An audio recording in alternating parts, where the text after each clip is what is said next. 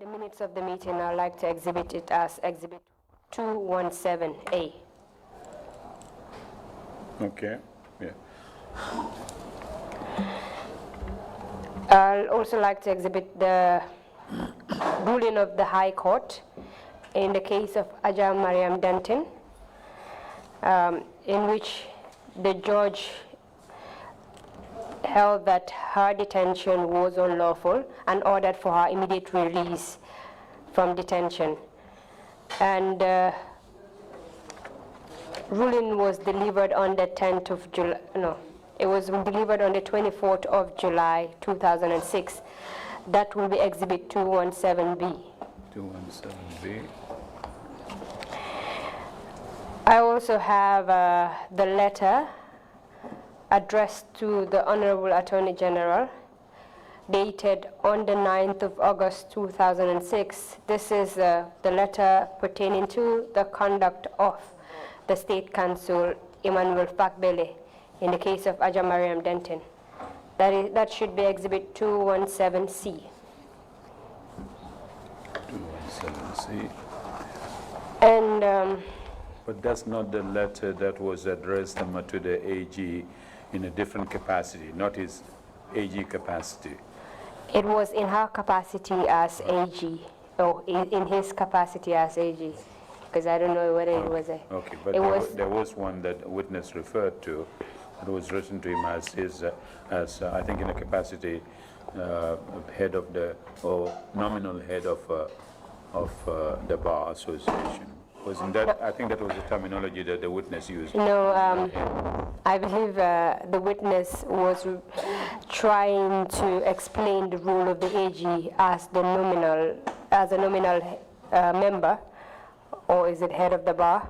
With your permission, may I just clarify that? Please, go ahead, yes. Yeah, I mean, basically, it was, the letter was addressed to the Attorney General, I mean, as indicated in the header. But also, we reminded the Attorney General of his nominal role as leader of the bar. Traditionally, Attorney Generals are leaders of the bar. I mean, that's the honor. And we have the report prepared by the International Bar Association, and the report is titled Under Pressure, a report on the rule of law in the Gambia.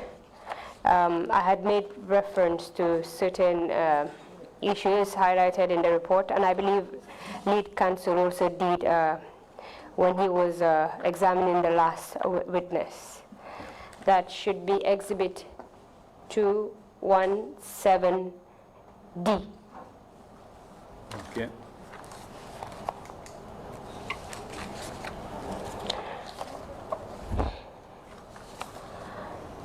Is that it?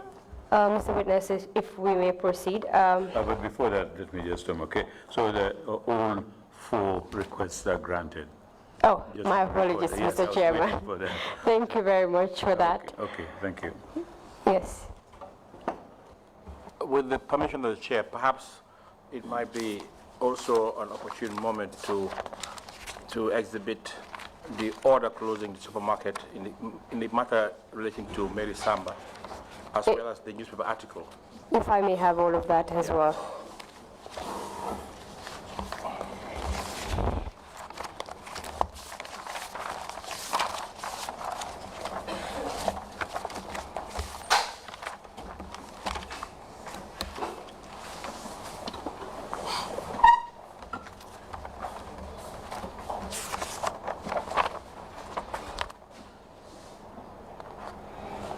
Mr. Chairman, I have with me the order of the High Court. The order was made by Justice B.Y. Kamara on the 24th of November 2003. And this was made with respect to Harris Supermarket. And it was an order made to reopen the supermarket. That should be Exhibit 217E.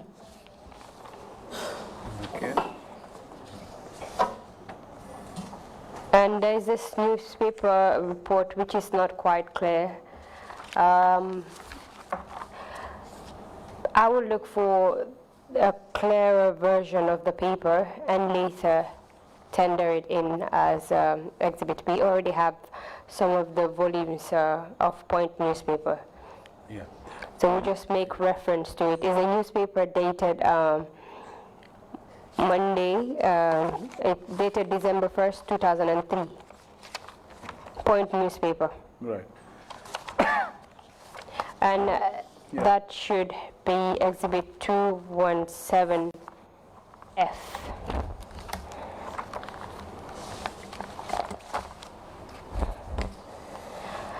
And on 217E, as in Edward, that was the order.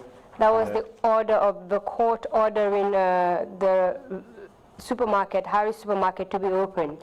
And After an executive order was made that they should cease business. yeah, and witness did refer to that in his Yes, witness testimony. referred to the incident involving Council Mary Samba Christensen.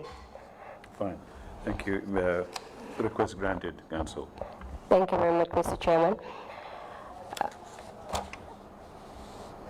Council, as we were discussing before the break, we discussed the issue involving Moses Richards. Moses Richards. A letter that was written by the JS. Letter bo xamne tamit Chief Justice moko bindon. JS. Judicial Secretary. Judicial Secretary moko bindon. And the executive was copied in the letter. And which subsequently led to Moses Richards being arrested and detained at Mile 2 on charges of giving false information. Lolo mo taxone sax Moses Richards ñu jël ko jappako yobu ko Mile 2 tuumal ko ne dafa joxe ay xibaar yo xamne deguut. You mentioned that the bar met to address the issue of Moses Richards. Wax nga tamit ne ñi nga xamne ñoy lawyer tassé nañ nak pour mëna waxtané mbiri Moses Richards. And the bar had planned to hold a protest. Te lawyer sax fasiyene won nañ pour def doxab ñaxtu ci mbir mi. And several letters were written amna ay lettre ci bari yo xamne sax bindon nañ ko to inform the courts that a protest, the bar was not going to sit for 3 days, that is. te ñu ngi ci doon wone nak ne lawyer yi ñoom duñu toog gedda daal dem ci court bi ba diiru ñetti fan. Council, if I may have the letters that were written with respect to Moses Richards so that I can make reference to it. Thank you.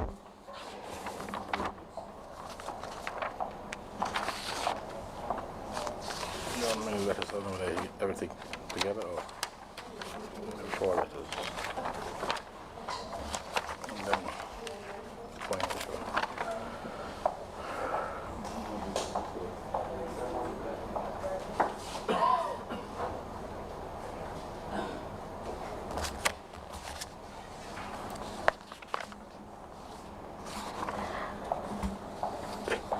I have with me a letter dated 10th of January 2011. naa fi lettre boo xam ne ñu ngi ko bindoon fukki fanweeri January. And that was the protest action on the persecution of Moses Richards. loolu mooy woon ñaxtu bi nga xam ne ñu ngi ko doon war a def ci liñ téye Moses Richards. Signed by the president of the bar at that time. ki ko sign mooy woon président bi nga xam ne moo jiite woon mbootaay lawyer yi jamono booba. And the letter reads, lettre bi nag lii lañ ci wax. by a resolution passed by the General Body of the Gambia Bar Association on the 10th of January 2011, ci ndogal bi nga xam ne mbootaay lawyer yi jëloon nañ ko nag. it is decided that all legal practitioners licensed to practice in the Gambia ñi nga xam ne yëpp ay lawyer lañ te jox leen licence pour ñu def seen liggéey fii ci réewi Gambia. will not appear in any court for 3 days from 2 p.m. today.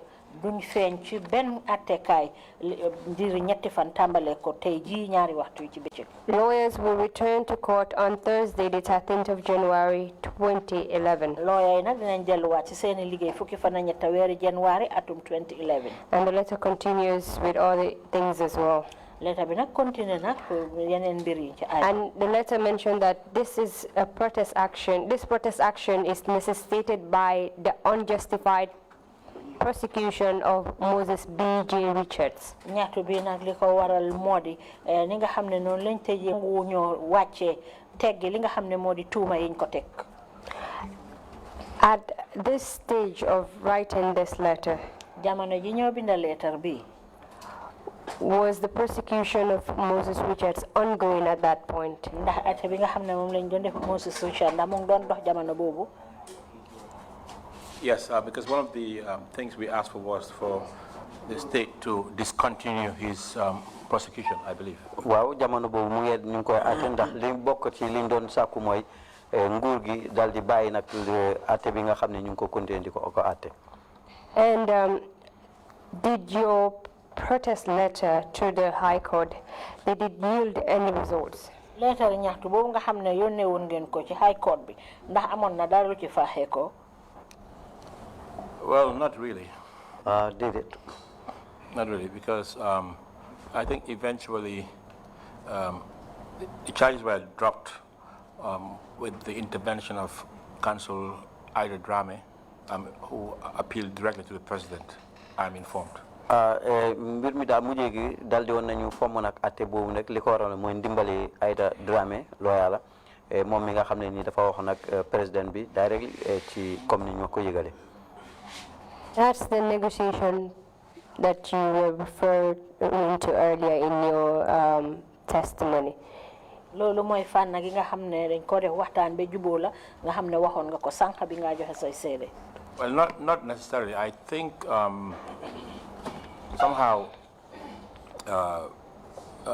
Counsel Ida Drame was perceived as more independent than the rest of us. Lawyer Ida Drame ni ñu ko gisee woon rek moo nekk ne daal moo gënoon a dox ak sago ni ñun ñi ci des.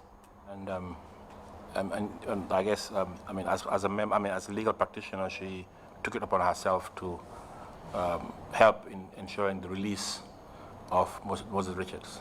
ci kaw loolu nag ni ki lawyer la ci la dal di yoon def nag li mun pour génn gis ne daal danañu bàyyi Moses Richards. And she was able to do it, and for us, we're happy that it was done. te fexe woon na ba def ko nag te ñun itamit kontaanoon nañ ne am na. And also, this letter, the first letter is dated 10th January 2011. letter bu njëkk bi ñu ngi ko bindoon fukki fanweeri January 2011. It was actually preceded by another letter which is dated on the 7th of January 2011. am na beneen letter bu ko jiitu juróom-ñaari fanweeri January 2011. And this letter is addressed to the Master of the High Court letter bi nag ñu ngi ko yónnee Master bu High Court. in protest of the persecution of Moses Richards. di wone ñaxtu boo xam ne nag ñu ngi ko dem lu aju ci atte bi ñu def Moses Richards. I have another letter that you referred to earlier as well. am naa fi beneen letter boo xam ne wax nga ko fi ci gannaaw. And that is dated the 10th of January. ki fanweeri January lañ ko bindoon. And it is addressed to the President of the Gambia Bar Association. ñu ngi ko yónnee ki nga xam ne moo jiite mbootaay lawyer yi ci biir réewi Gambia.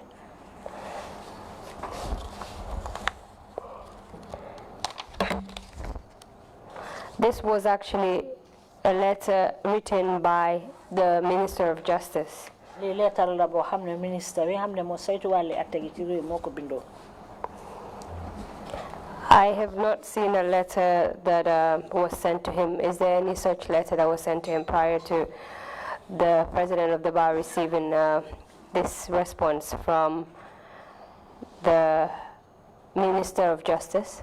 gisuma nag letter boo xam ne yónnee ngeen ko Minister of Justice gannaaw boo xamee ne nag moo tontu bi laa gis nii gisuma letter boo leen ko yónnee yéen lawyer yi. Can I have a look at that letter if you don't mind? mu ngi ko laaj ndax mun naa gis letter boobu noonu. There is one dated the 10th of January. benn bi fukki fanweeri January lañ ko binda. Okay, there's this other one written by the President of the Bar, sorry. It is dated the 13th of January 2011. Wa benen nangi ni bo xamne lawyer ñuko bind fukki fan ak ñetta wéru January 2011. Where the points in that other letter were emphasized. Nga xamne yi nga xamne mom lañ feñal ci lettre bele mom lañ degeural ci bi.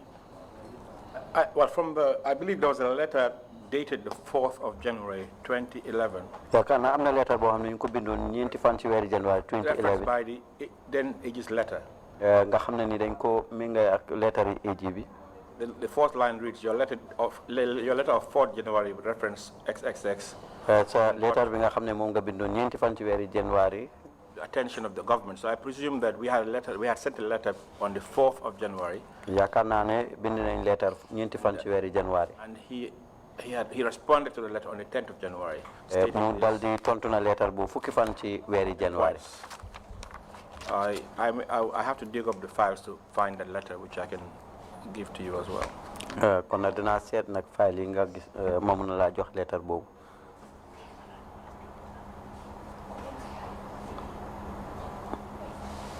But I believe our follow-up letter reiterates some of those concerns. Indeed, the response letter to the Chief Justice. Letter being turned to Chief Justice. Actually. It was Attorney General. Sorry, that was the Attorney General.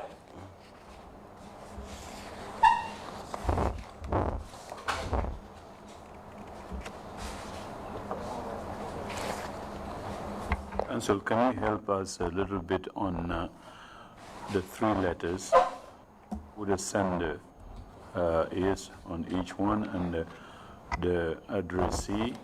Indeed, Mr. Chairman, Only 2 or 3 letters were. We have one missing letter that is not before me. I think probably in their files. Yeah. And that's the letter that the bar wrote to the Attorney General. Okay. With respect to the prosecution of Moses Richards. And subsequent to that letter, the Honorable Attorney General responded to... But that's the one that is le 13 janvier? Or Mr. Chairman, you're confusing me right now with the French. No, sorry. The 13th of January letter is the one from the AG. Yes, the 13th of January is the one from the AG. And the 10th? And the 10th also is from the Attorney General. Sorry, the 13th is the one from the bar. The 13th, sorry, no, the 10th is actually... The AG. Confusion. So, that's why I wanted you to clear it. I'm a bit confused. Yes, the 13th is from the Honorable AG to the President of the Bar. The 10th is from the President of the Bar. To the? No, from the AG to the President of the Bar. The 10th is from the AG to the President of the Bar. The 13th is from the President of the Bar to the AG. Yes. Okay. Correct. Well, thank you. And then we have another letter that they wrote to the Master of the High Court. And another, actually 2 letters to the Master of the High Court, dated the 7th and the 10th. So Master of the High Court, Master of the Rolls? Well, equivalent, yes. The master of the High Court. Master is basically responsible for No, I know. the administration of the. It's not Master of the Rolls, No, not Master equivalent of of that in England and That is Wales. the Royal Court of Justice. Okay.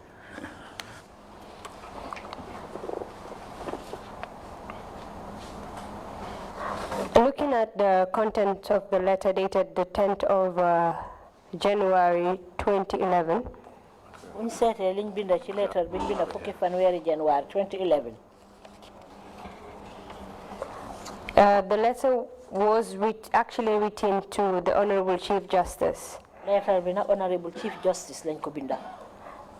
And the Chief Justice brought it to the attention of the government, that is the Attorney General, the representative of the government. Chief Justice nak eggee ko Attorney General nga xam ne moo teew ci turi nguur gi.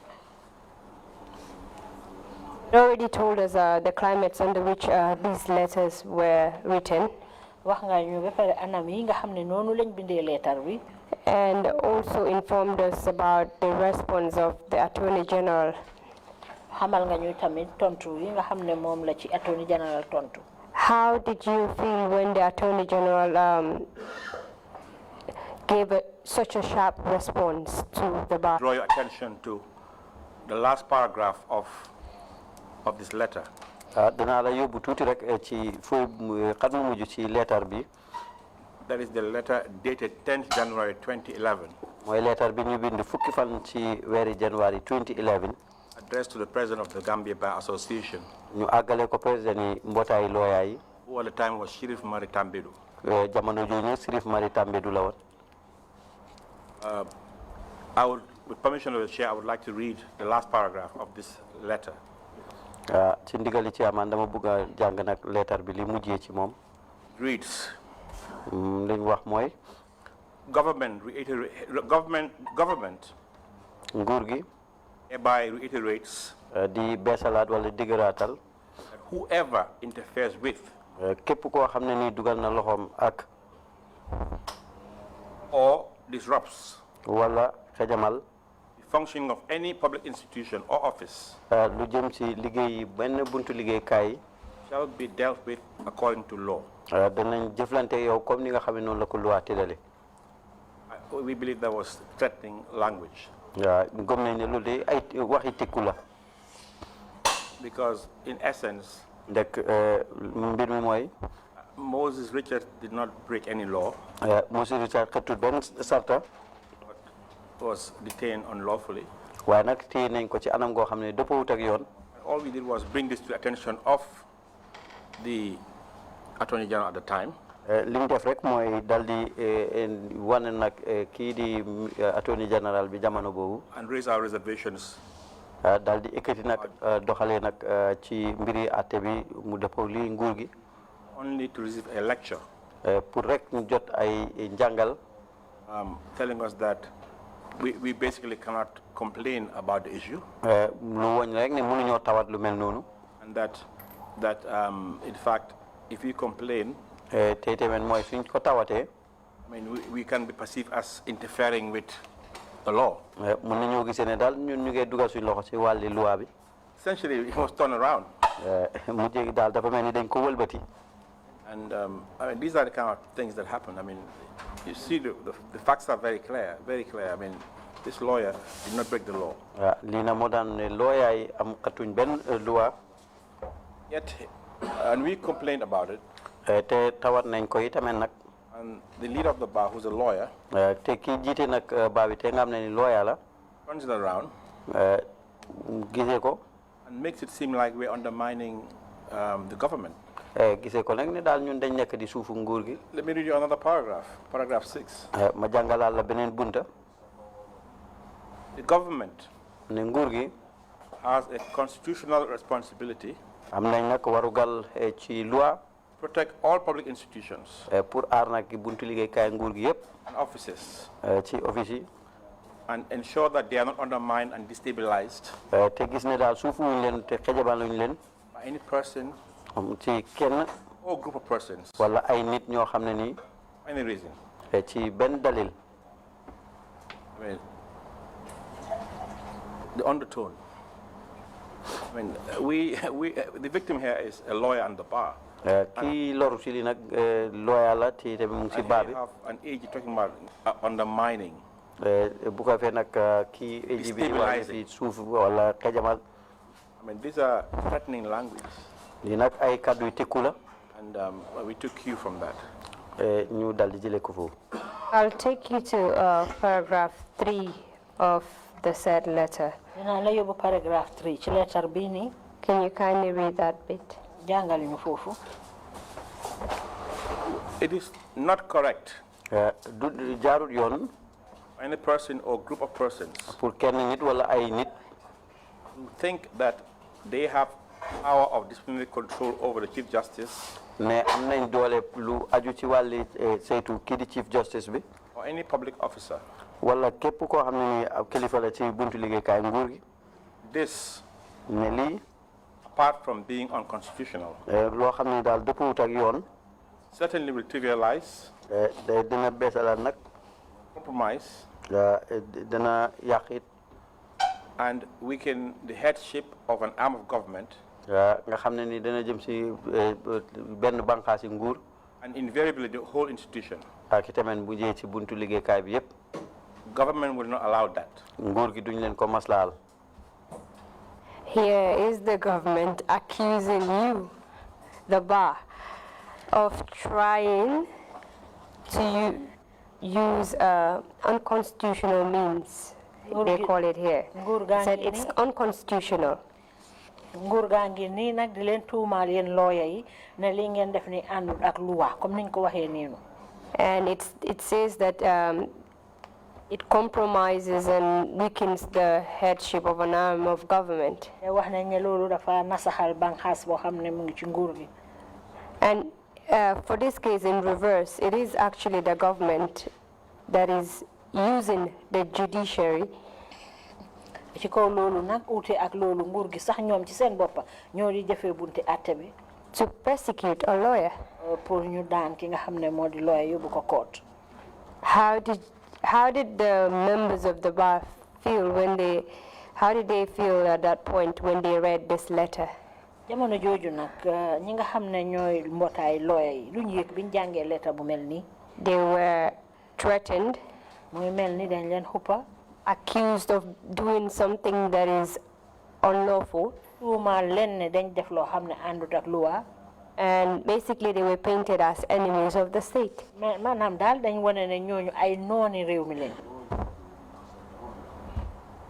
I mean, we were very disappointed, of course, am nañ mbetteel lool and appalled naqar that such a letter would come from an Attorney General ne leetar bu mel noonu dana jóge ko ci Attorney General bi who is nominally the leader of the bar.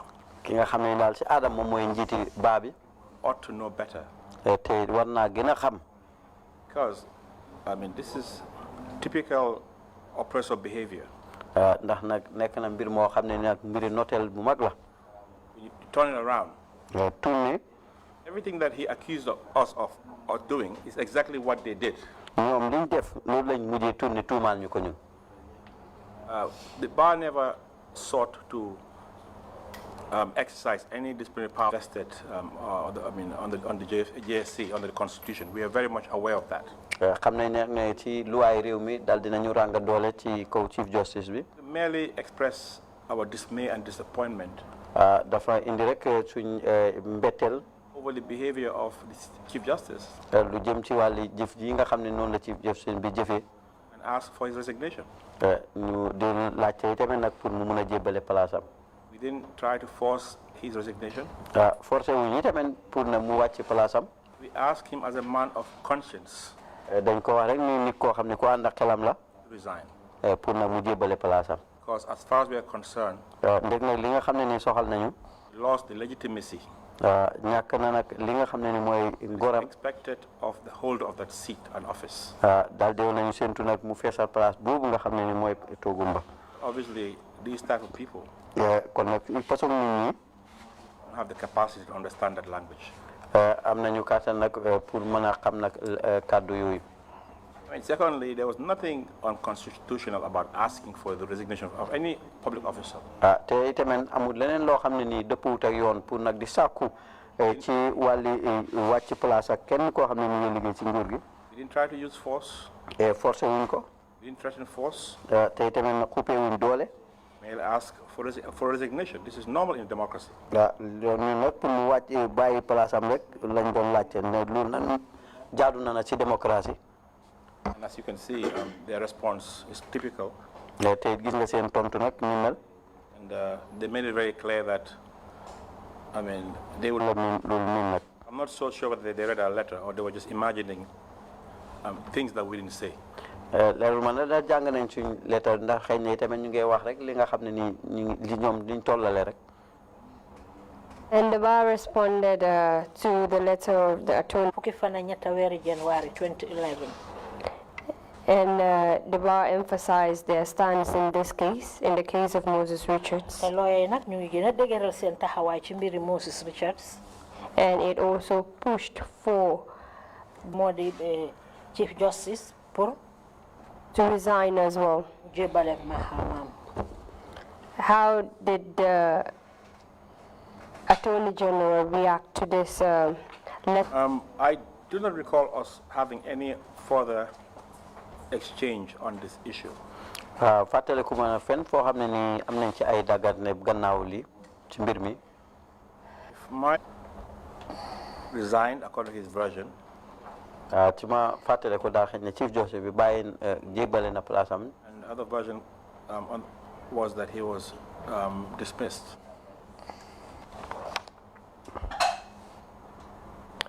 Who was the Chief Justice during this period? Kan mooy woon Chief Justice jamono boobu. I think it was the Chief Justice. Already in 2006, there was a heightened pressure from the bar for Justice Paul, as you had earlier stated. ba léegi tamit lawyer ñu ngi doon pose mbiri Chief Justice comme ni nga ko feeñalee noonu.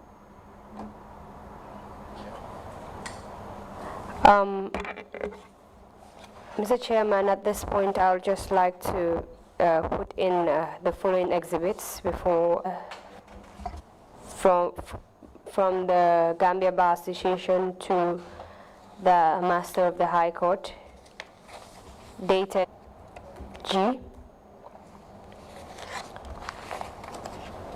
The second letter to the Master of the High Court, dated 10th January 2011 as Exhibit 217H.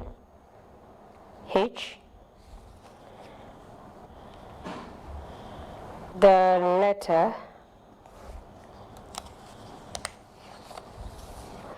Edu E. Gomez, dated 10th of January 2011 as 217I.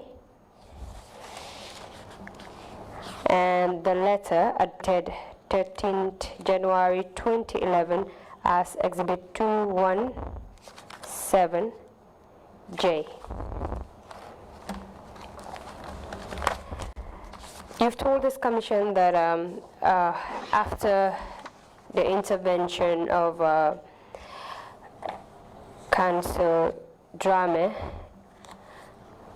Moses Richards was released by the executive. Sorry, by the government. Now, confirm that. My apologies, Mr. Chairman. Yeah, I thought you were. Yes, my apologies. Okay, That's all. so these ones are also granted. Thank you, Mr. Chairman. Council, if you sorry, witness. Bail, so he was no longer at mile 2, but the charges were dropped, I believe. dañ ko joxoon bail. Following the intervention of Ms. Ida Drame. nekkatut mile 2 waaye mujjee gi daal tuuma yëpp dal dinañ ko faxas si ko gannaaw boo xamee ni lawyer Ida Drame dugal na si làmmiñam. We'll move on to the incident involving Mrs. Ami Bensouda, if you can tell us about that. léegi nag ñu jàll ci mbiri This most Richard issue was in 2011. mbiri Moses Richards 2011 la woon. And Mrs. Bensouda's issue was around December 2012. mbiri Mrs. Bensouda nag ci weeri December 2012. Mrs. Bensouda was engaged or contracted as a World Bank consultant to do a study on the land. nguuri Gambia lu aju ci wàllu ñuy saytu mbiri suuf si. So as part of the assignment, bokk na nag ci lim nag ci registry bi. asking for data or information about land matters, how long it takes, and that sort of information. laajte itamit ay bataaxel lu aju ci mbiri suuf si li naka la dee mujjee ak yeneen yu di mel. And number of cases, how long it takes to finish, and the backlog. ak itamit kii si niñ tegalante ak naka la dee jël ba mu jeex. Because the system and provide solutions. ci ni nga xamee daal noonu lañ koy jaarale saafara ko. So, when the request was made informally, bi nga xamee nag sàkkuteef googu defal tëral nañ ko. The acting, well, there was a request that it should be made in writing. ci liñ sàkkuteef gi nag dañ waxoon ne dañ ko war a def comme ci am mbind. So the office of Mrs. Bensouda innocently wrote a letter to the judiciary. Office yi Ami Bensouda jaar ci yoon loolu dal di bind nag ci judiciary bi. Asking for that information. Pour laajte na bataaxel yooyu. At the time, the acting Chief Justice was Justice Wowo. Jamono boobu nag ki nga xam ne ni moo doon yaxantu ci Chief Justice la mooy Justice Wowo. Also from Nigeria. jóge ko réewi Nigeria. Only from Justice Wowo to use the request to file a complaint against Mrs. Bensouda. ci jamono boobu nag bi mu gisee sàkkuteef googu rek ci la dal di bind ab tawat ci kaw Mrs. Bensouda. With the National Intelligence Agency, NIA. ak NIA. And she was accused of engaging in activities that undermined administration of justice. te ñu tuumaal ko ne daal mu ngi doon dugal loxoom ci loo xam ne nii dana suufu doxalini loi ak àtte. And Mrs. Bensouda was detained. Mrs. Bensouda ñu jàppoon ko. For 3 days. te ko benn place ba ñetti fan. At the police headquarters. ci police headquarters bi. I recall a number of lawyers. maa ngi fàttali ko ay lawyer yoo xam ne nii. Seniors, juniors. ay mag ay ndaw. Including my humble self. ak man ci suma boppa sax. Visited Mrs. Bensouda. ñu dal di woon nañu def angan ca Mrs. Bensouda. She was kept in the conference room of the police headquarters. ñu ko téye woon ci conference room yi police headquarters bi. And at the time, I think the current Minister of Interior was the IGP of Police. ci jamono boobu ki nga xam ne nii mooy Interior Minister bi jamono ji nekk nii jamono boobu moo nekkoon Inspector General bu police. And I must say he gave us access to Mrs. Bensouda. mu jox ñu nag yoon pour ñu gisante ak Mrs. Bensouda. And then so many of the lawyers were sort of going back and forth. lawyer yu bari ñu doon dem ak ñëw. doon xaar ndigal pour naka la ñuy continuer affaire am. She was in charge, to my knowledge. Tuma wuñoon ko daal mu jégi. But the first 2 days, she was held incommunicado. waaye ñaari fan yu njëkk yi nag dañ ko téyewoon jokkoowut ak kenn. And I have a report here from Amnesty International. maa ngi am report bu jógee ko ci Amnesty International. Dated 21st December. ñu bind ko ñaar fukki fan ak benn ci weeri December. That actually captured and reported what happened. loo xam ne wane na li nga xam ne ni moo xew. And I would happily share it with council. ci kaw loolu nag danaa ko joxe council. Thank you very much.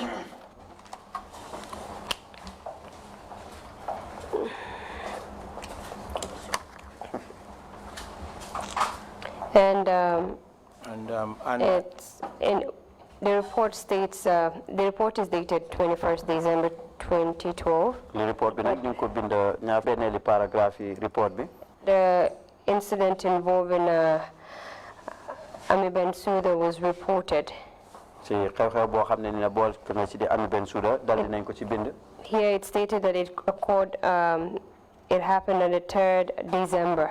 mi ngi am ñetti fan ci weeri December statement bi ne ci 2012 la woon.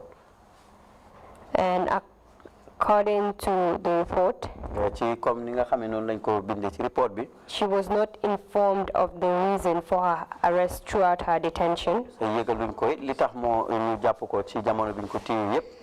And the report, she was arrested following a complaint by the acting CJ, as you rightly mentioned. ñu ngi ko jàppoon toftal nag benn tawat boo xam ne mu ngi tukkee woon ci Chief Justice bi jamono boobu. So even to request for information from the judiciary with respect to data was also seen as a serious. Helpful to the judiciary, helpful to the country. The whole idea is to help reform our land governance framework. And as you know, most of the cases in the courts are land matters. So this is one of the deliverables of this project. lu aju ci projet boobu mu ngi jëm ci wàlli code yi li nga xam ne lu ci ëpp rek mooy nekk mbiri suuf. But obviously, the acting CJ had a sinister plan and just used this as an opportunity. Acting CJ bi nak jamono bobu Arrest Ami Bensouda. Ya Jammeh nak laaju ko mu japp Ami Bensouda. He wanted to please Yaya Jammeh. Mo bëggona sédal xol Yaya Jammeh rek. So he saw an opportunity he thought would please Yaya Jammeh. Dal di fogo nak ne bunte yoy na ci la nga mo rek dana bégal Yaya Jammeh. Basically, because Ms. Bensouda came to her office, requested for information. They wrote. This acting CJ, acting Chief Justice, writes a letter of complaint claiming that this would undermine the country and is prejudicial to the country, to the NIA, which is under the office of the president. Mbir moo xam ne ni daf ko bindal pour sàkku teef la ñu bind ko moom mu jéegi mu dolli tegaat beneen bind rek ne loolu dana suufu liggéey seen buntu liggéeykaay. So this was a system that was created that also allowed a lot of enablers to. a ngi yaakaar ne daal mun ngaa def dara rek pour seddal xoli mansa bi. And given that the ex-president himself, I mean, how he saw the bar, any opportunity.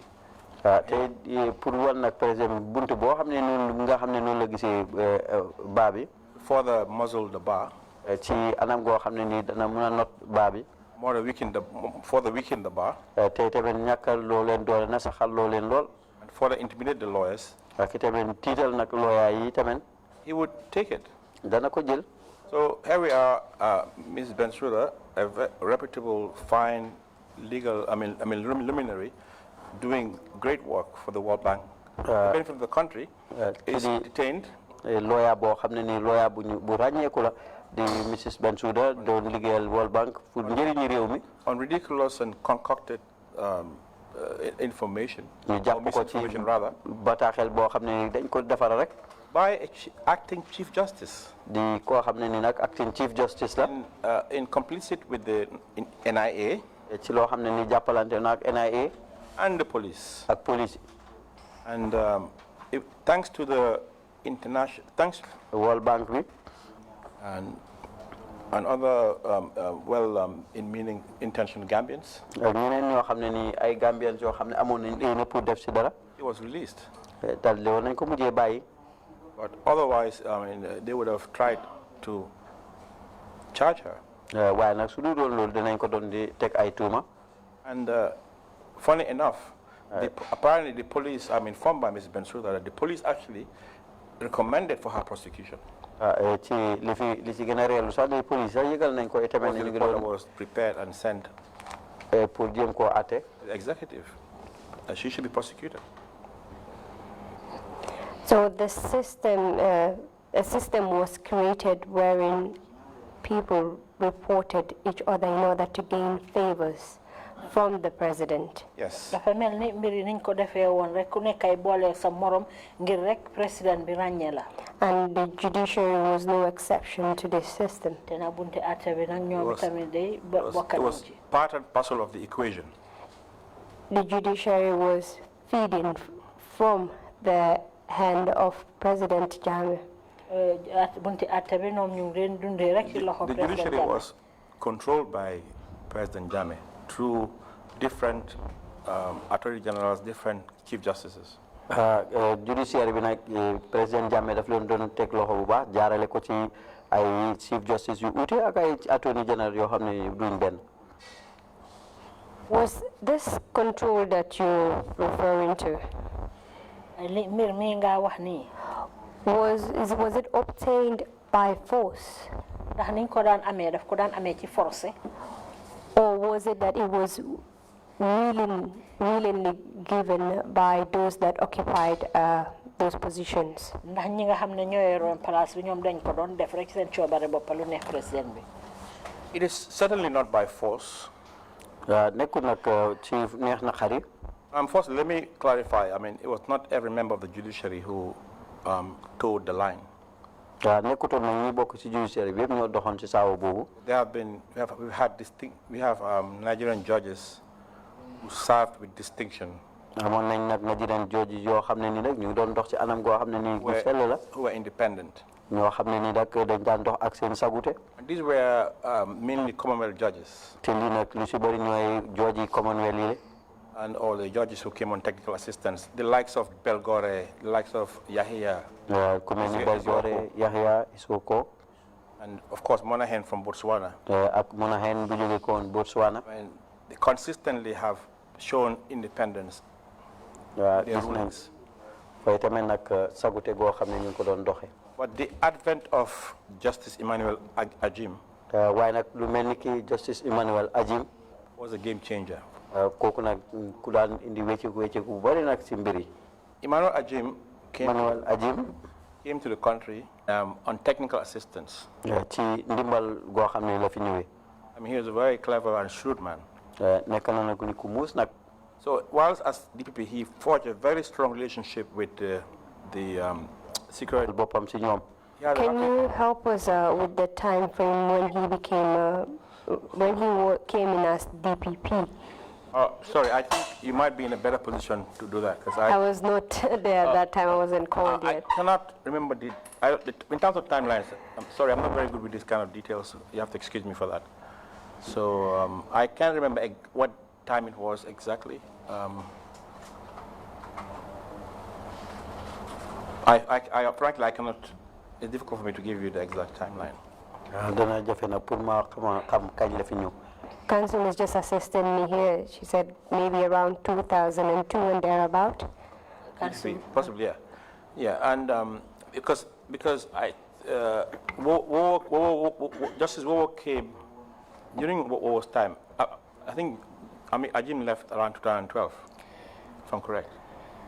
Because in 2012, Wowo was acting as CJ. 2012, Wowo. And at the time, Ajim was the substantive holder of the office, if I'm correct. Tembo Ajim nak mo ti nak place bobu. So I don't want to sort of make a mistake, but I think the records can speak to this. But the genesis, I just want to give you a genesis from my own analysis of it. Ajim came from being a prosecutor, a state prosecutor on TA, and was appointed a High Court judge, I believe, and then somehow subsequently I think he went to the Court of Appeal, and then became CJ in rapid time and speed, and he was able to mastermind, and he was the godfather who controlled the judiciary, that is those who he could control, and those who he couldn't control, he engineered their exit or marginalized them.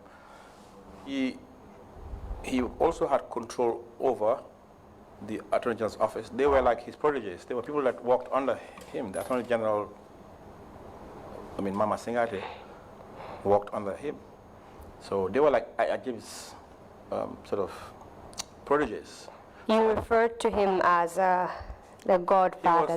He was the godfather. He was the godfather. I hope the judiciary, when they are given a chance, would have a sincere disclosure of what happened. It's very important to hear it from the horse's mouth, if I can put it that way. But from where we are as the bar, it was very obvious for anyone to see that Ajim was the invisible hand that controlled everything. And he was very clever with it. And it's even hard to find his, handprints, if I can call it that. So he used his relationship with the police and the NIA, and to make sure that, that this machinery, the Jame machinery was well oiled and taken care of. So Jame had a lot of confidence in Ajim. Can you tell us by certain examples of how Ajim assisted in entrenching Jame's control and rule in the Gambia? ndax dañu mëna wax ci yan anam la Ajim sukkandiku woon ba mëna dooleel li nga xam ne mooy kàddu Jammeh yooyu ci bunti àtte bi fii ci biir réew mi. Let me give an example. In as much as the bar was not as effective as it should have been in terms of taking on the regime. ma jox la fi benn misaal rek comme su fekkee ne ni ki baa bi ni ñu ko séntu woon doxewul noonu. Jammeh was determined to really weaken or destroy the bar. Jammeh nag amoon na yéene rek pour dal di nasaxloo baa bi. Because he always felt that that's the last bastion that would actually stand against him. So he's conquered everyone except the bar, but he minimized the impact of the bar. That's why it stopped. ndax daal di woon na yaakaar rek ne baa bi rek moo nekkoon loo xam ne ni dana mun a gundu xatal ndax jamono jooju daal dina nasaxal ñëpp ba mu des baa bi waaye nag wàññi woon na seen doole bu baax. And one of the ways, in fact, it was Ajim who masterminded Ajim nag moo toggoon yëpp. The introduction of what is quote-unquote referred to here as rival bar. ci li nga xam ne nii mooy baa beneen bi nga xam ne nii dañ ko sosoon rek ak beneen mbootaay pour dal di diingat baabale. And this is well documented. lii nag nekk na loo xam ne nii lu wéraloon la. And the purpose of the rival bar basically was to weaken the main bar, Yes. the parent body, that's the Gambia Bar Association. jubluwaay bi taxoon ñu sos beneen mbootaay looye rek mooy pour nasaxal mbootaay looye yi nga xam ne ñoo njëkkoon a nekk. This was the scheme. A law school was created, which is a good thing. lii moo nekkoon na jubluwaay mooy indi na fi benn luwaay buy school buy jàngale mbiri loi. And this school was controlled by Ajim. te school bi nag Ajim moo ko doon tegoon loxo. Idea is to overproduce lawyers. xalaat bi moo nekkoon pour ñu gën a bëri le ay lawyer. And then create a bar association. pour nag ut nag geneen mbootaay lawyer. And with time, those lawyers would obviously be aligned with that bar association, that law society, or whatever you want to call it. te bu boobaa nag lawyer yu noonu danañ dilute jokkoo ak ñële. the Gambia Bar Association, even in terms of numbers. bu ko defee nag danañu mën a war bar association bi su ñëwee sax si mbiri lim. In fact, I believe my colleague A.K. Mboj yaakaar naa suma kenn nawle A.K. Mboj testified here in this commission ñëw na fi gaaral ay kàddoom ci commission bi. and claimed that he formed the law society because he was upset with the bar association for not helping him.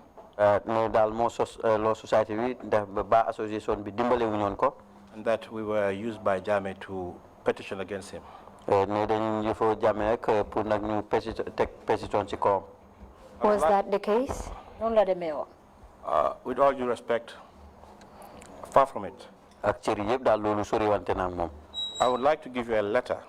danaa la jox benn leetar. In fact, I would like to read the letter first. foog ma jàng leetar bi. The letter is dated 25th of August 2015. leetar bi di ko bind ñaar fukki fan ak juróom ci weeri August 2015. It has a letterhead Lamin Keba Mboj. liñ fa bind Lamin Keba Mboj. Mari Bantang Chambers. Mari Bantang Chambers.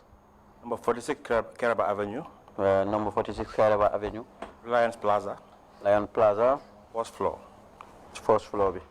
His telephone numbers. Telephone number mi nag. And email addresses. ak email address am. Addressed to the president of the Gambia Bar Association. ñu bind ko nag mu dem ci président yi Gambia Bar Association bi. Dated 25th August 2015. ñu bind ko ñaar fukki fan ak juróom ci weeri August 2015. Salutation. ci nuyu ga. Dear colleagues. mu ngi naan ñoom nawle mi. Caption. The caption is apology letter. ligne bi nag liñ fa bind mooy ak jéggalu lettre jéggalu la. After years of serious consideration. gannaaw ay at yu bari yoo xam ne nag ñu ngi bàyyi xel. I have advised myself.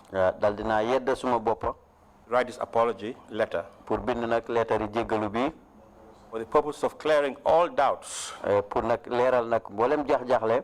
And creating an atmosphere of understanding and mutual respect. te tamit yaatal ak tamit di fiixal nag jotaay boo xam ne nii ñun ñëpp dañ déggante te tamit cëralante. I have never. mosuma. Will never insult. te mosuma saaga. xaste. Demean. tuutiloo.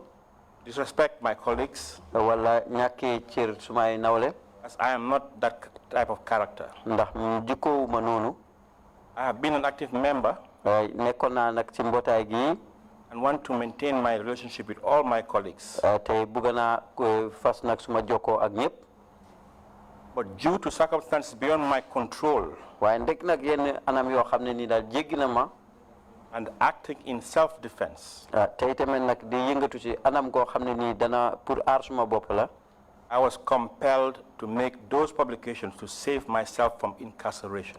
dañ ma forcé woon nag pour ma def nag ay kàddu yooyu noonu feeñal ko ngir ma musal suma bopp ci fiñ ma jàppoon I spoke to Mr. Sheriff Tambedu wax naa ak Mr. Sirif Tambédou and Ms. Senghor ak Mrs. Senghor and explained myself to convey my deepest apologies to all my colleagues at the bar. pour nag àggale nag suma ina ci jéggal goo xam ne maa ngi koy jéggal suma mbokki looyaay yëpp But it seems that is not enough. waaye nag dama gis ne loolu doyul The reasons for these publications are, li ñu waraloon nag kàddu yooyu mooy hold on. Number one, benn I received a call after 11 p.m. dama jot na call fukki waxtoo benn si guddi from the then Solicitor General, ci ki nga xam ne moo nekkoon solliciteur général bi Ahari, Pa Hari that I should make this press release ne dama war a def press release bi kàddu yi in order to foil the strike organized by the Bar Association. ngir nag foo mu ak li nga xam ne nii mooy strike grève boo xam ne nii ba association baa ngi ko fas ina Point two, ñaareel bi mooy I refused initially, ca njëlbeen dama bañoon but I was compelled to do otherwise. waaye nag dañ ma forcé woon pour ma def Otherwise, I'll go to jail, in quotes. loo ko mooy nag dama doon dem kaso Capital, that's what's on this letter. loolu moo nekk ci lettre bi The compromise was to withdraw the pending criminal prosecution. li nga xam ne nag loolu lañ ca jaayalante nag mooy pour ñu génne nag tuuma yi nga xam ne ni moom lañ teg suma kaw Point three, ñetteeli fànn bi mooy Solicitor General himself, solliciteur général bi si boppam that is Pahari Jame, muy Pahari Jammeh called me around 11:30 mu oo ma fukki waxtoo benn bu tegee fanweeri minute si guddi called the then managing director Observer dal di call it ki nga xam ne mooy managing director bu Daily Observer to give him a telephone interview. pour dal di ko jox nag téléphone interview boo xam ne dana ko am ak moom The next day, it was on the headlines of the Observer ci ëllëg si nag mu nekk nag li nga xam ne moo gën a fës ci xibaar yi Observer bi That's why only the Observer made the first publication. loolu mooy xam ne ne Observer bi def nañ yébaane boobu The subsequent publications, li nga xam ne moo topp nag ci yébaane boobu I received a document in writing bearing my name as the author. jël naa ab leetar boo xam ne jot naa ko ñu ci def suma tur When I was not. ne man maa ko bindoon te tey du man I received the document from a colleague from the then Chief Justice jot naa leetar bi nag ci suma benn xarit boo xam ne mu ngi nekkee ci Chief Justice bi foofu to reply to the reaction of the bar. pour nag ci tontu li nga xam ne mu ngi jëm ci baa bi The language is so strong that I wanted to edit it. kàddu yi nag nekk na kàddu yoo xam ne nii lu dëgër la te bëgg naa koo seggaat But I was told not to do so. waaye nag dañ ma wax ne daal bu ma ko seggaat Because I was so angry dama meroon lool nag that I did not even read the body of the document, and I just jànguma sax li nga xam ne moom la leetar bi ëmb distributed it to the press. ci laa ko jël rek daal di ko àggale ci buntu tasekaay xibaar yi It was only after that publication gannaaw nag yébaane boobu noonu nag that I knew it was intended for two of our colleagues who were having differences with the then Chief Justice. nii nag dañ ko jimaloon rek ci suñ ñaari nawle yoo xam ne nii ñu ngi amoon féewaloo ak Chief Justice bi Mr. Dabo and Mrs. A. Bensouda. muy Mr. Dabo ak Mrs. A. Bensouda I have learned from experience daal naa jàngee nag ci li ma gis that when you have a problem, mais saa boo amee ay jafe-jafe some will support you dana am ñoo xam ne dañ ànd ak yow and others will against you. ak ñeneen ñoo xam ne dañ la dingat I have great respect for my colleagues, am naa nag cër bu baax ak yelleef bu yaatu suma moroom yi and no one I never intended to insult or annoy anyone. te itamit mosuma am iine pour xas kenn wala merloo kenn The registration bindu gi of the new bar ci bind ak baa bu ees emanated muy fàqee ko ci from the then Chief Justice, nga xam ne moo nekkoon Chief Justice bi who gave the instructions. moom mi nga xam ne moo joxe woon ndigal li And he said on the advice from above him, te tamit ni ci ndigal loo xam ne mu ngi jóge ko ci lu ko weesu I hope that this letter is sufficient explanation for the past, leetar bi nag nekk na loo xam ne nii doy na pour leeral li nga xam ne moom la ñu jox gannaaw which is deeply regretted, nga xam ne nii rëccu nañu koy tamit as it was not enough to save me from the continuation of the proceedings leading to my conviction. te nag nekkutoon sax loo xam ne nii mujjee woon na sowe ma ci continuer gi nga xam ne ñu ngi ko doon continuer pour atte ma I want to convey this apology maa ngi bugg a àggale nag njéggalu gi to the rest of my colleagues. ci ñi nga xam ne nii ñoo des ci sumay nawle Know that ñu xam ne I have not mosuma and will never insult my colleagues. te duma mosa xas sumay nawle Whilst waiting for your reaction, ci jamono bi nga xam ne maa ngi xaar nag seen tontu I remain ma des nag yours faithfully, di koo xam ne nii ko ajoog yéen ci teranga la signed signé ko nag di Lamin Lamin K. Mboch, Mbodj legal practitioner. di koo xam ne mu ngi yaxantu ci mbiri lawyer. This letter B from Mr. Lamin K. Mboch, aye ko ci Lamin K. Mboch from its contents, ci li nga xam ne moom la leetar bi umba emphasize your point dëgëral na sa gis-gis on the executive wanting to weaken ne the bar, ne ñi nga xam ne ñooy président bi dañ bugg a nasaxal lawyer yi and in so doing a colleague of yours was used to establish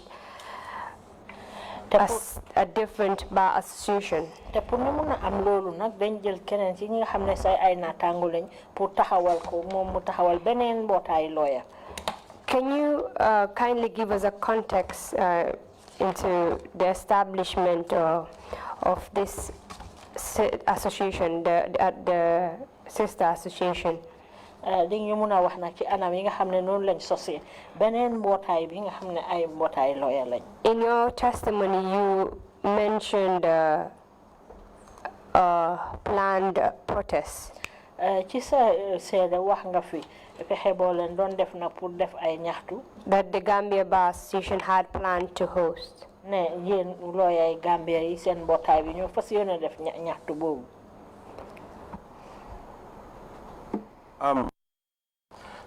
Frankly, I, with respect, I don't want to belabor the point. Buguma sonal nak lu jëm ci fànn boobu.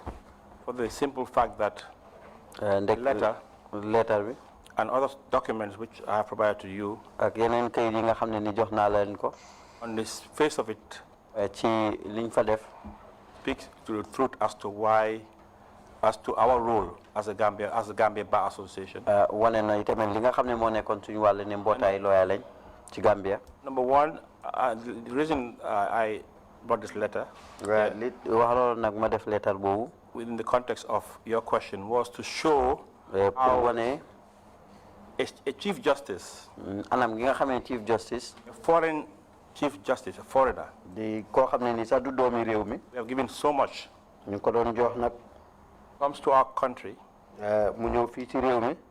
managed to infiltrate the sons and daughters of our profession. mën a fexe nag ba daal di xajamal ni nga xam ne noonu la ci doom réew mi di doxalee pour daal di amoon gis-gis pour xaajale ñu. For the benefit of one person.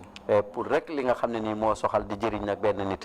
And of course for his benefit because he will enjoy the patronage. ak tamit nag bu bànneexam li njëriñam de ndax daal dina bànneexu fii ci ak Came here as a measly DPP. dafa ñëw fii rek si maqaamam DPP. And left here as a Chief Justice.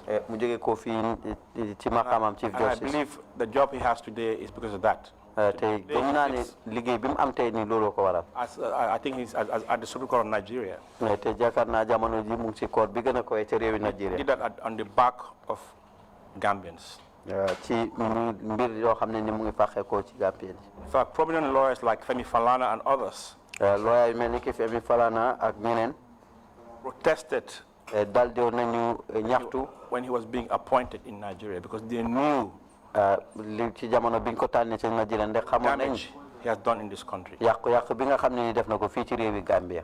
So my point is, suma fànn mooy. I mean, he was very crafty. He used, I mean, my colleague, ku muus la woon nag dafa jëfewoon suma morom Mr. Mbodj, who I have respect for. koo xam ne ni ciral naa ko torop. In fact, we have very good relationship. ndax am nañ jokkoo bu rafet a rafet. When I was elected as Bar president, bi ma tànnee ne maay président ni Bar bi.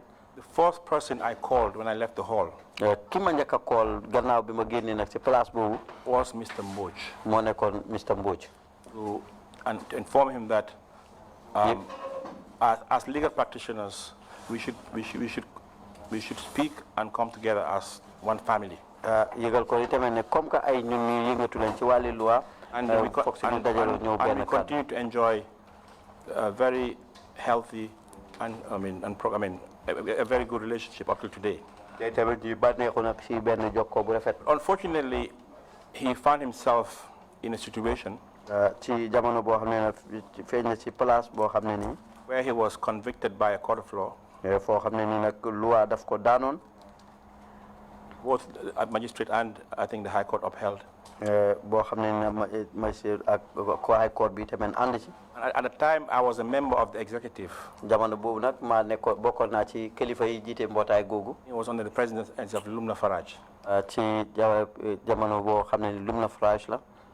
So at the time, Jammeh was trying to get the lawyers.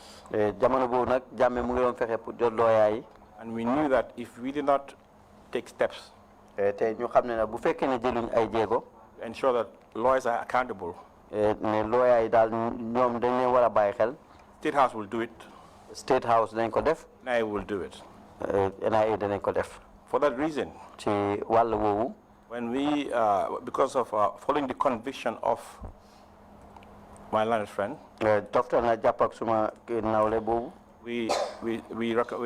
petitioned the GRC, bring it to their attention,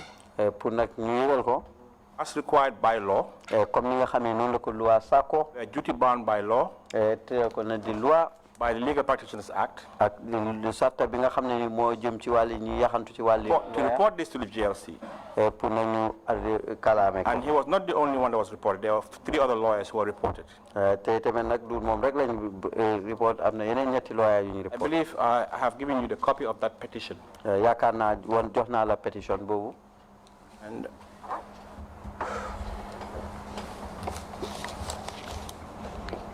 kindly check in your records. I only have some of the reports and some other documents that I've already admitted.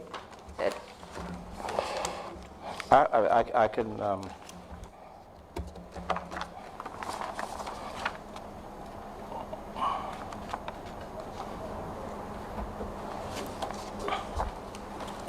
I can avail you the.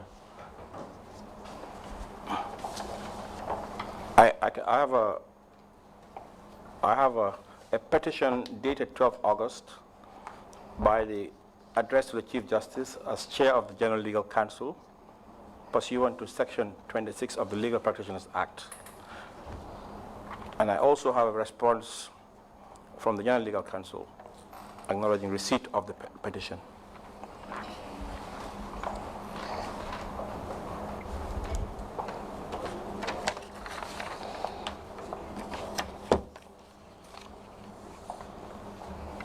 And this was a petition against several legal practitioners that were found wanting one way or the other against the code of conduct.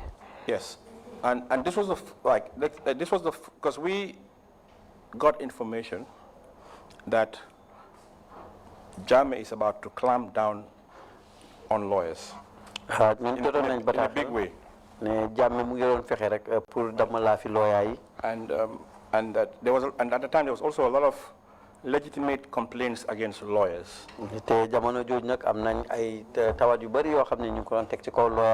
And these complaints were being sent to NIA, police, State House. NIA, police, State House. And even at that point in time, I recall that there was even, at the instance of the executive, there was a notice publish in the newspaper de jamono boobu sax am na lu ñu yëgal si newspaper bi. that anybody who has a complaint against a lawyer can send it to State House or the NIA. I remember there was that publication. ne képp koo xam ne am na tawat ci benn lawyer mun nga koo yóbbu NIA wala State House. Unfortunately, I don't have the copy. amuma na copy boobu. As an executive, we felt that we have to change the way we regulate lawyers. te foog si ñu wecc na ni nga xam ne daal noonu lañ doon régler mbiri lawyer yi. And we felt that we should not protect lawyers who break the law. te ñu jàpp rek ne daal waruñoo aar nag lawyer yi nga xam ne dañ kat loi yi. Over code of conduct. wala itamit nga xam ne daal defuñ ci doxuñ ak yar. So that's when we actually started taking professional ethics very seriously at that time. foofu nag lañ jël nag ay professional ethics yoo xam ne ni ci waxtu woowu. And that was the time we also intensified the participation of the bar at the GLC, the General Legal Council. jamono boobu nag ci lañ xóotal nag soobuteel lawyer yi. Because General Legal Council is vested with the power to regulate legal practices. Position of the General Legal Council? It is chaired by the Chief Justice. Chief Justice bi nag moo koy jiite. Justice. The Deputy Chair is Attorney General. Deputy Chair bi nag mooy Attorney General bi. Then you have well, over time it changed. Then you have someone nominated by the President, I believe. Nga am koo xam ne nii nag tànneef la ci président bi. Then you have a High Court judge. Gannaaw loolu nga am tamit nag High Court judge. But at the time, during our executive, that in the beginning we had we started enjoying some kind of like a tour in the sort of Cold War, because our president was the first bar president to meet President Jammeh. Not the executive, our president Lumna Faraj was able to meet Jammeh during our tenure. Before that, it was an impasse. So in our executive, we were like sort of more, I would say, tactful and diplomatic, because we had a group, like Lumna and I were sort of the more diplomatic group, and then we had Aziz Bensouda and Yasin, who were like, sort of the warriors. So we always had this sort of trying to balance this out. So during the Lumna's tenure, there was an opening to discuss, to rebuild the relationship, and we really made efforts to do this. In fact, we sponsored the drafting of the GLC. I think we engaged Sherno Marina to draft GLC that allowed the bar to participate in the GLC together with the executive, and it worked very well until we had an issue. I don't remember what it was within the GLC. We didn't agree with the AG at the time. And as in the General Legal Council? Yes, the General Legal Council. And then our membership was reduced from 4 to 1 by the AG. Suddenly, that's when we were diluted, and then that's when they started changing the law to open the door for another law society. It was all part of the scheme of, when we were talking to them, they thought they could control us. But when they realized that in as much as we had a change of strategy to be able to engage the executive, they mistook that for control. And when they couldn't have it, they started, sort of retracting and started getting difficult and tough. And then that's when they changed the LPA. That's why you have 2015, 2016, 2017 LPA. So you can see all those numbered. But today we are back to 4 under the current system. And that was all JET was weakening the bar. Yeah. Exactly. Yeah. And in the process, the President Lumna had at some point had to resign. This was in 2016, resigned. I was Vice President, so I had to serve the rest of her term. I was supposed to finish her term. I didn't finish it. And I also had to resign. Case, they call it. There were 9, the board of JNPC, and my brother, who happens to be a director and Minister of Finance, were all charged with economic crime. ci jamono boobu nag waa GNPC ak suma mag gi nga xam ne ni mu ngi fa woon. My older brother. Suma mag bu góor. And taken to mile 2. ñu charge leen yóbbu leen mile 2. I want to discuss the GNPC Games tenure as Chief Justice. Chief Justice. Can you tell us some of the excesses that prevailed during his tenure? I mean, I think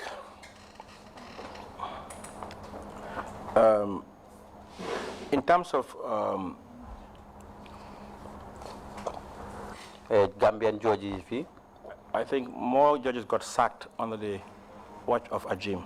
Judge bari na dak nañ leen ci jamono Ajim. I think Hadi Rush, I think if I'm correct, Kumba Kamara. I think Almami Taal. I think even Justice Mbai at some point. The judiciary. Of persons he didn't feel were aligned to or amenable to being controlled by him.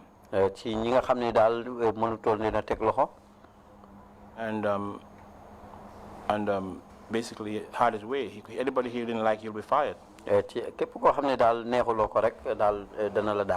said something really interesting about the period wherein Justice Ajim was CJ.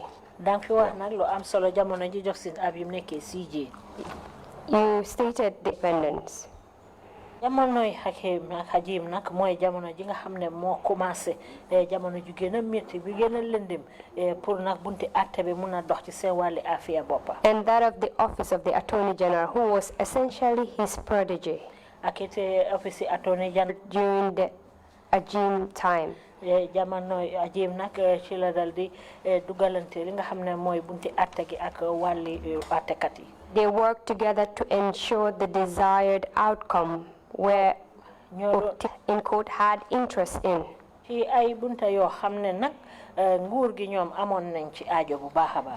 you cited the code word for Jammeh's interests. You said, in fact, Jammeh was the state. This was confirmed when a group of parliamentarians and chiefs went around the country campaigning for Jammeh to be made leader for life. And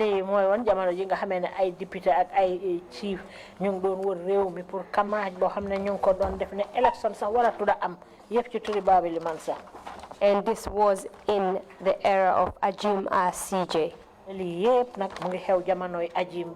Chief Justice.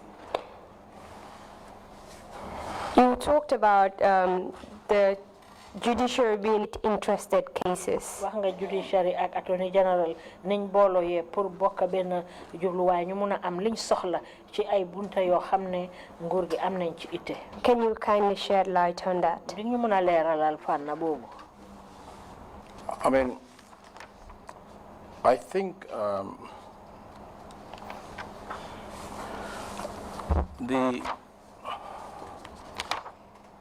the judiciary would actually be better placed to give more tangible examples, because there are judges who have been, given instructions directly. Judiciary bi nak ñom ñoy mëna gëna joxe ay misal ndax amna jojo xamné ni ay ndigal lañ leen joxon. I don't want to, for example, there state councils who were at the Attorney General's chambers know exactly what was happening. State council in the Attorney General's chambers ñoo xam nañ li doon dox. And I think in terms of giving concrete examples, they are much better placed to give concrete examples, because you have to remember, we as lawyers, we were not directly privy. Whatever I say in the regard would be hearsay, and apart from what is reported to us. Comme ñun lawyer nak lepp luñ wax rek dafa melni wax juñ sotande ko la rek ñom dal judiciaire ñom ñoo gëna mëna léral ay masal ci lool. But what is clear, waye nak li leer moy that the coming of Ajim led to the phasing out of the Commonwealth judges. Li nga xamné ni moy wàllu teg ajim nag moo tax mu jéggi Commonwealth jooju bari. I think that's when the term mercenary judges started being used. ci la commencé na di jël mercenary judges yooyu ñu koy wax di judge ñuy fay. And these judges were really of low caliber, uncouth, and really not even fit to be magistrate. Gam was a huge upgrade for them. So that patronage he used to hire judges and then use the judicial as an instrument of the executive. And then he treated our Gambian judges, particularly those who were independent, with contempt. te itamit nag daf daan xeeb lool suñ judge yi. Abdul Karim Savage. Abdul Karim Savage. Yeah, may his soul rest in peace. na ko yàlla yërëm. And he was handing over to Ajim. te itamit nag mu ngi doon joxe nag lengay Ajim. They had paramilitary people. amoon nañ ay paramilitary yu fa nekk ko ci kawam. With the dignity of that office, they charged him at the Banjul Magistrate Court. ci teranga office boobu ak daraja jooju dañ ko càcc ci Banjul Magistrate Court. Luckily, it was averted. It didn't continue. ci li ko may chance sax continué wuñ ko. And I recall our police. I will write his name. benn inspector general bu police danaa bind turam. Was called the best IGP in the Gambia by the president at the time. koo xam ne ni nag moom président wax na ne mooy IGP yu gën a baax ci Gambia. Remember this day, I came from Parliament. The late Mamadou Njai, former speaker, this IGP very well. I knew him when he was a station officer. ci laa ko xam depuis bi mu nekk station officer. And he told me, Sal, ci la ma wax nag Sall. this your CJ. seen chief justice bi. He's too soft. daal nekk na ko oyof lool. He's not doing the job. nekku di def liggéeyam. And that I have been there to tell him several times that he has to behave himself, otherwise he will kick him out.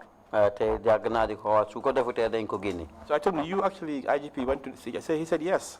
yow IGP dem nga si moom sa di ko wax mu ne ma waaw.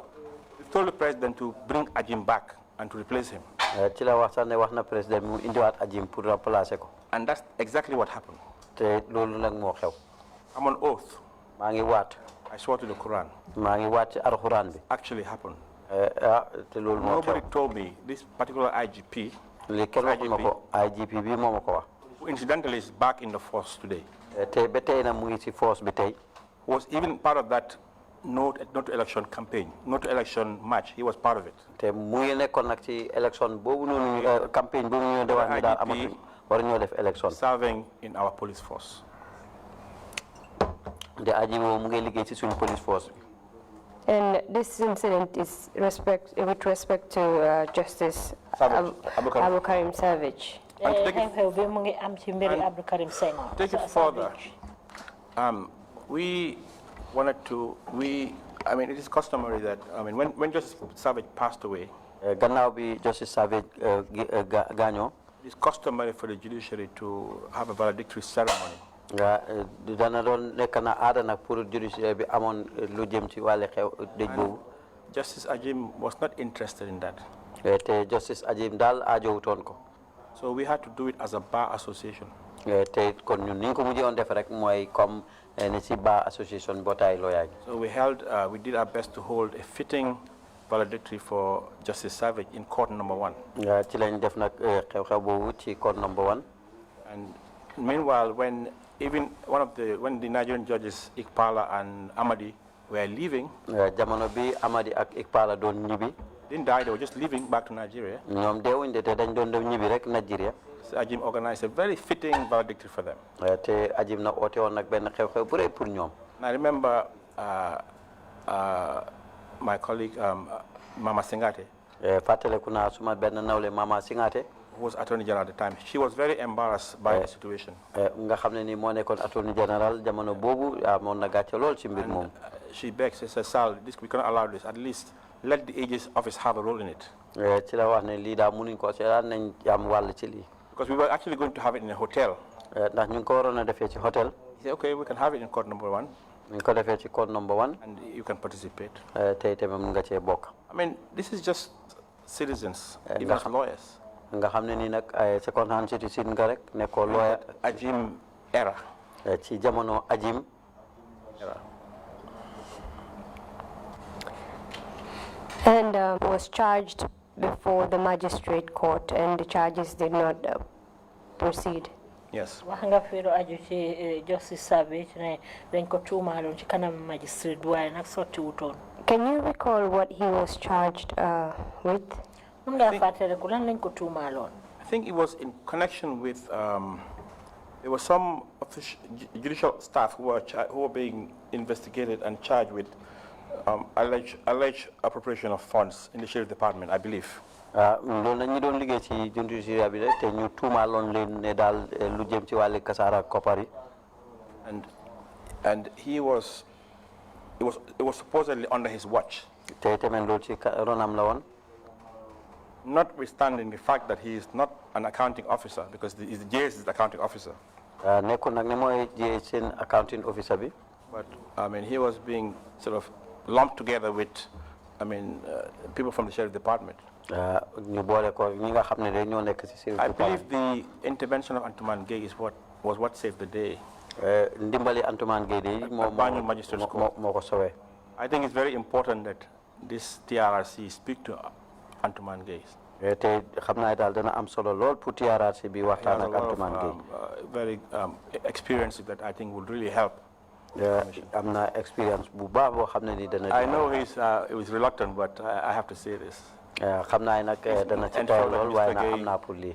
Talks to the TRRC. He has a lot to say. He witnessed a lot. Mr. Gay war naa ñëw fii TRRC More ndax than fekk na any lu bari. lawyer. lu ëpp nag lawyer yu bari fii. Thank you very much for that. The state also used other means to violate the rights of its citizens and also to silence its opponents, which included lawyers. And that is one of which is the use of the law to persecute its opponents. What can you tell us about that? réew mi tamit ñu ngi doon sukkandiku pour daan ci kaw ñi nga xam ne ñu ngi leen doon ŋàñña jamono joo xam ne ñoom tam ñu ngi jëloon ay luwaa teg ko ci seen kaw opposition bi léegi loo am pour wax ci loolu. Yeah, I mean, like I said, the legal framework was instrumentalized to satisfy the objectives of JAME. So you have, for example, the economic crime decree, which maybe at the time it was drafted was purportedly to fight corruption, but its net is so wide that literally anybody can be charged with economic crime. It's so easy to charge with economic crime. It's so easy, and for example, giving false information or false publication. Which Moses Richards was charged for. Yeah. Yes. He was caught under that net as well. Moses Richards ci mbaar moomu lañ ko jàppee moom tamit. So all these repressive, some of them colonial laws, were being used to prosecute. I remember somebody was charged for broadcasting a UDP rally on Skype. I believe Nene Cham was the person's lawyer. façon mbir yooyu lañ doon jëfoo rek fàttaliku naa sax koo xam ne dafa feeñal rally boo xam ne mu ngi doon am wone ko Skype. Simple as that. You could have a FaceTime or a Skype of information, and if the information happens to be untrue, you can be charged. And by the way, that is still in our books up to today. waaw lañ ko doon jëlee rek jël wàllu xibaar yi bu nekkee ne dëgguwul mun nañ laa teg tuuma loolu sax ñu ngi ko am ba léegi ci suñ téere yi.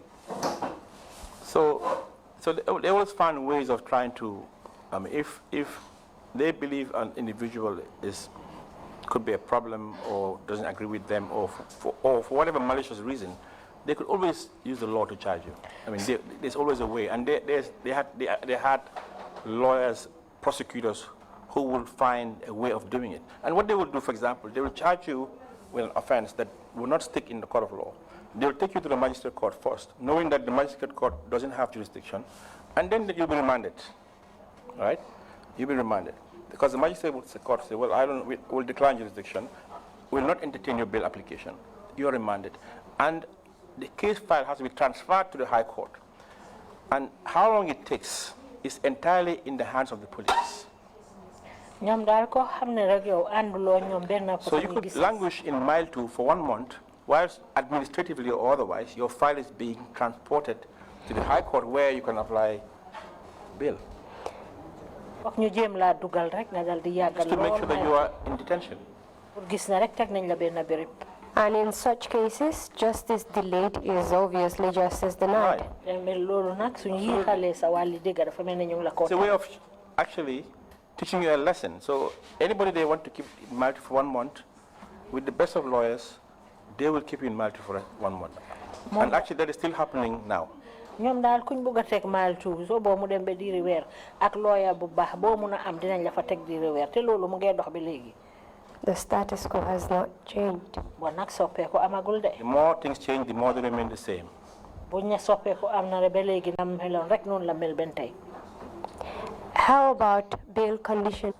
I remember during this GNPC case, bail conditions were set. The allegation was $18 million was lost, economic loss caused by that by the accused persons, not dollars, dollars. Dollars. Yes. When I will send you the processes, you'll see it for yourself. My brother was one of the accused persons. So was us. And this was in 2016, correct? 16. And this was one of the reasons why you resigned as an executive member of the Gambia Bar Association. It broke my heart. My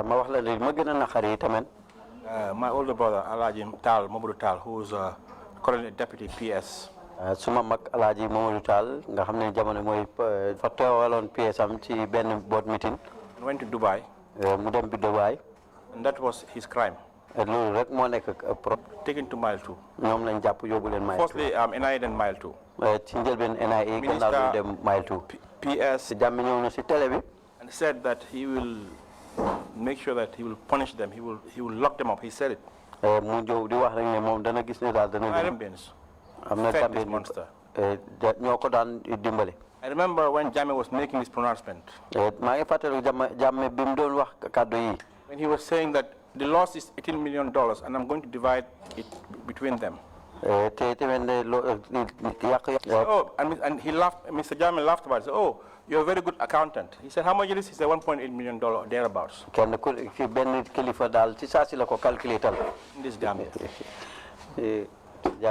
So, these bail conditions were just impossible to meet with honorers. My brother, we used to communicate through. Because there are good people in NIA. Honestly, there are good people who will help you communicate. At 1 a.m. and to see my brother and bring him food and stuff like that. And one day he called me, he said, Sal, I'm scared. They put him in a pickup. Then could go see Ben pickup. Drove him to Janjambure. And just to scare him and brought him back the next day. That was the time that I decided that I have to do everything to also save my brother. And clearly being bar president, at the point where we are on collision clause with the government, endear me with the executive, and I had to make that choice between family and country. Unfortunately, at that time, I actually stayed for my brother. Family.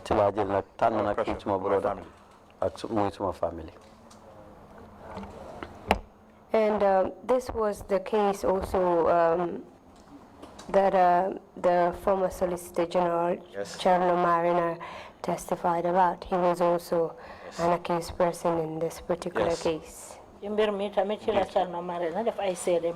of Petroleum, the Permanent Secretary, Fafa Sajan, who's now the Minister of Petroleum, and Sidi Kanyi, who happens